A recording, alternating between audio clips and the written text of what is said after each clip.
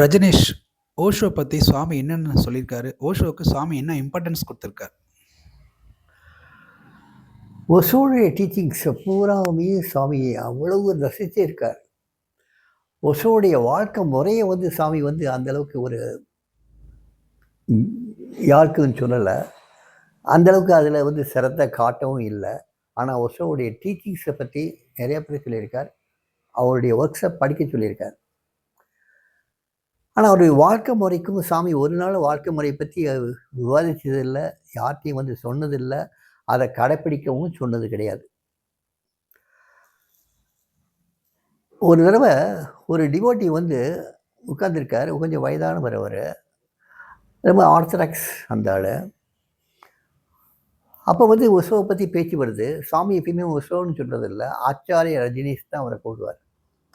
ஆச்சாரிய ரஜினிஸ் சொல்லிட்டு அவரை பற்றி நிறைய விவரங்கள் சொல்லிட்டு வர்றாரு. எப்படி அவர் ஒரு காலேஜில் டீச்சராக இருந்தார், அப்புறம் எப்படி வந்தார், அப்புறம் எப்படி போனார், எந்த தேசங்களும் அவரை ஏற்றுக்காமட்டு கடைசியில் இந்தியா தான் அவருக்கு அடைக்கலம் கொடுத்துச்சு, இதெல்லாம் சொல்லிட்டு வர்றாரு. அவர் சொல்லுவார், சில விஷயங்கள்லாம் சாதாரணமாக பேசுவார் அவர். அப்படி சொல்லிட்டு வரும்போது அந்த வயசானவர் குறுக்க பேசுவார். So he is teaching only about the worldly life.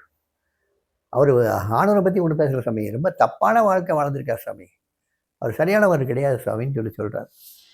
சாமிக்கு ரொம்ப கோபம் வந்துடும். You are talking ill of Acharya Rajini's.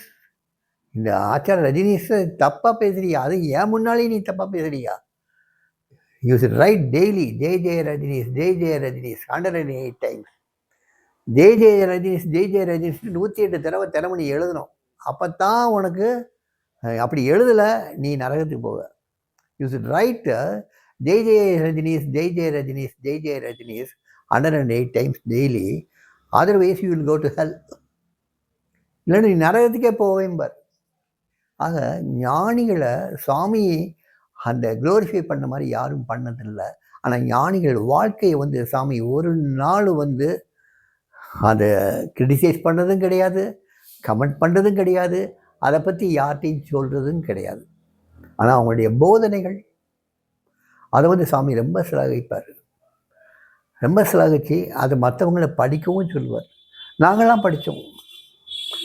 சில இதெல்லாம் புக்ஸ் மாஸ்டர் பீஸ் அவருடையது. அன்டில் யூ டை, இதெல்லாம் மாஸ்டர் பீஸ் அவருடையது, ஆச்சாரிய ரஜினிஷுடையது.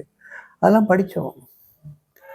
சாமி இதெல்லாம் ஊக்குவிச்சார். ஒசோ புக்கை படிக்க வைக்கிறதுக்கு ஊக்குவிச்சார். ஆனால் அவருடைய வாழ்க்கை முறையை பற்றி சாமி ஒரு நாள் டிஸ்கஸ் பண்ணதில்லை, ஒரு நாள் அதை பற்றி கமெண்ட் பண்ணதில்லை, கிரிட்டிசைஸ் பண்ணதில்லை.